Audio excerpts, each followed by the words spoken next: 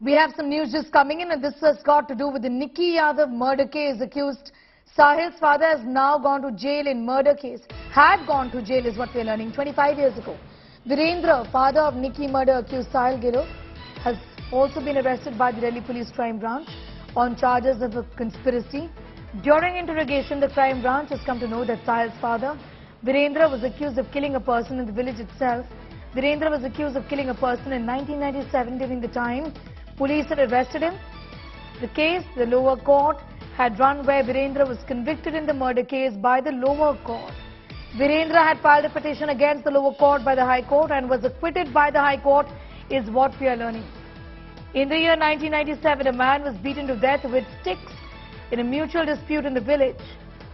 So the accused in this case, Sahil's father, who is also an accused in conspiracy charges, was a history cheater, is what we've been given to understand, albeit he was accused and let off by a higher court. He was convicted by a lower court but acquitted by a higher court. This was a murder case from the year 1997.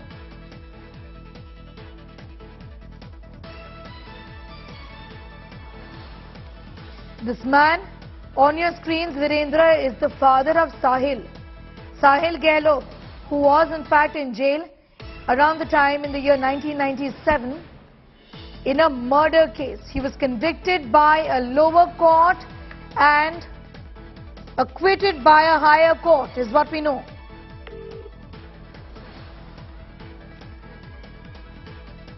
Arvind Oja is getting us more details on that story. Arvind, इस पूरे case में, इस पूरे मामले में ये आगे information आ रही है कि वीरेंद्र खुद ही एक हिस्ट्री शीटर रहे हैं। उनको कोर्ट ने एक्विट कर दिया था, लेकिन मर्डर चार्जेस वो फेस कर रहे थे।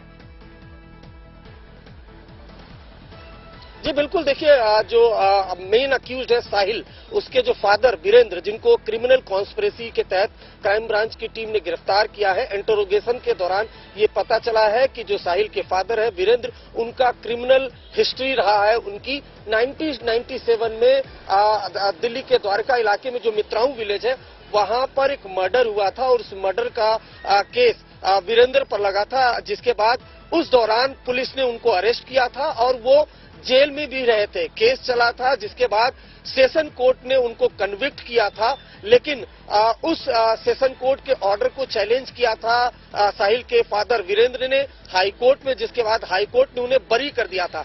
लेकिन एक क्रिमिनल हिस्ट्री जरूर साहिल के फादर की रही है और उनको भी 120B यानी क्रिमिनल कॉन्स्पिरेसी के तहत निकी के मर्डर केस में अरेस्ट किया है।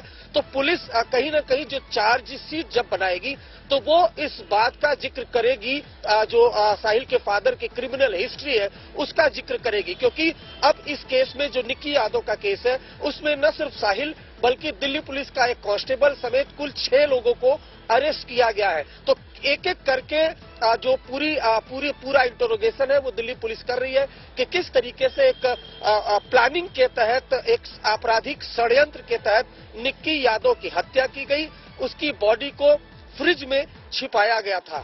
जी स्नेहा। बिल्कुल, और as far as the conspiracy is concerned, Arvind, इसके बारे में बताइए कि किस तरह का इन्वॉल्वमेंट था निक्की यादव के मर्डर केस में।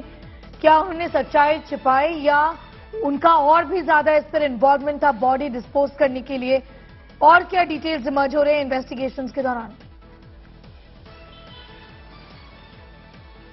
देखिए, जितने भी लोग अरेस्ट हुए हैं उसमें सभी का कहीं ना कहीं अपना अलग अलग रोल रहा है। अगर नवीन की बात की जाए तो दिल्ली पुलिस के कांस्टेबल है, उसने पूरी तरह से किस तरह से लीगल प्रोसेस होता है उसके बारे में साहिल को बताया। उसी ने ये जानकारी दी थी कि फ्रिज में बॉडी को छुपाना है। उसके अलावा जितने भी अक्यूज्ड अरेस्ट हुए उन सभी को जानकारी थी, साहिल ने बता दिया था कि उसने निकी का मर्डर कर दिया है। उसके बावजूद भी सभी को जानते हुए जब शादी कर रहा था 10 फरवरी को साहिल अपनी दूसरी, तब वो सभी अक्यूज उस शादी में भी शामिल थे। वीरेंद्र के जो उसके फादर है उनको ये जानकारी थी कि साहिल ने 2020 में निक्की से शादी कर ली थी, बावजूद इसके वो दबाव बना रहे थे कि साहिल दूसरी शादी करे और उनको भी ये जानकारी थी कि साहिल ने मर्डर किया है। तो क्रिमिनल कॉन्स्पिरेसी के तहत सभी को अरेस्ट किया गया है। फिलहाल इंटरोगेशन लगातार जारी है। क्राइम ब्रांच सोर्सेज का ये भी कहना है कि 10 फरवरी को मर्डर हुआ है और 14 फरवरी को सभी अक्यूज अरेस्ट हुए, यानी 4 दिन उनको काफी वक्त मिल गया है सोचने का कि उन्हें पुलिस के सामने क्या बताना है, क्या नहीं बताना है। पूरी तरह से उनका माइंडसेट तैयार है कि अगर वो इंटरोगेशन में जाते हैं तो क्या जवाब देना है। शायद ये वजह कि क्राइम ब्रांच की टीम को थोड़ी मुश्किल जरूर आ रही है। खास तौर से क्राइम ब्रांच की टीम ये जानना चाहती है कि जो निकी की बॉडी है उसको फ्रिज में छुपाया था, उसके आगे वो क्या करने वाले थे। ये खुलासा अभी क्राइम ब्रांच के सामने न तो साहिल और न ही बाकी को अक्यूज्ड वो कर रहे हैं। शुक्रिया हमारे साथ जुड़ने के लिए। अरविंद ओझा getting us all the details as far as Virendra is concerned. He's the father of Sahil Gehlot and a history sheeter is what we've been given to understand.